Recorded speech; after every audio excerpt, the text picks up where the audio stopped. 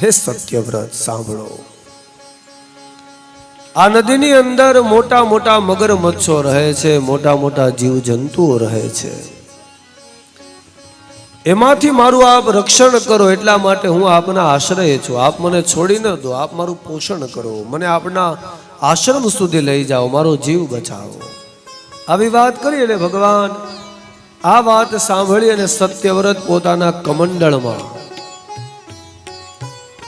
માછલીને પોતાના આશ્રમ સુધી લઈ આવે છે.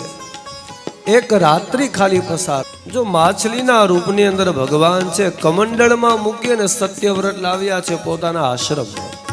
ખાલી એક રાત્રિ પસાર થઈને ત્યાં કમંડળ કરતા મોટું રૂપ ભગવાન ધારણ કરે છે અને સત્યવ્રતને કહે છે કે હે ઋષિ સાંભળો, મને આનાથી કોઈ મોટું પાત્ર આપો જેમાં હું રહી શકું, કારણ હવે આમાં હું સમાતી નથી. સત્યવ્રતને આશ્ચર્ય તો થયું, પણ બીજું ઘડાનું પાત્ર આપે છે. હજી ખાલી 2 ઘડીનો સમય વીત્યો ત્યાં ભગવાન ઘડાથી મોટું રૂપ ધારણ કરે છે. 2 જ ઘડીમાં. એમાંથી પણ તે મુક્ત થવા માટે થઈ સત્યવ્રતને પ્રાર્થના કરે છે કે હે પ્રભુ, હવે આમાંથી પણ બહાર કાઢો, કારણ આમાં પણ હું સમાતો નથી. હવે મને મોટું સ્થાન આપો. નજીકના જ સ્થાનમાં એક સરોવર છે. સરોવરમાં હજી તો સત્યવ્રત આ માછલીને મૂકે અને ખાલી મોઢું પાછળ ફેરવે ને ત્યાં તો પાછળથી હોકાર આવે, હે સત્યવ્રત જરા જુઓ તો ખરા, સરોવર નાનું પડે છે. એવડી વિશાળકાય માછલીના રૂપની અંદર ભગવાન સામે આવ્યા. સત્યવ્રતને કહે છે કે આના કરતા પણ મોટું સરોવર આપો.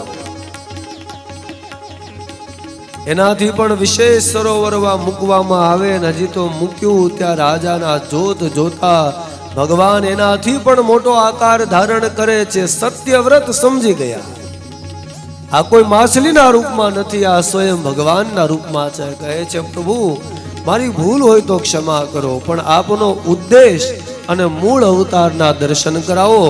ભગવાન મત્સ્ય અવતારની અંદર સ્વયં નારાયણ એમની સામે પ્રગટ થાય છે અને સત્યવ્રત તેમનો જય જયકાર કરે છે. બોલો મત્સ્ય નારાયણ ભગવાન કી.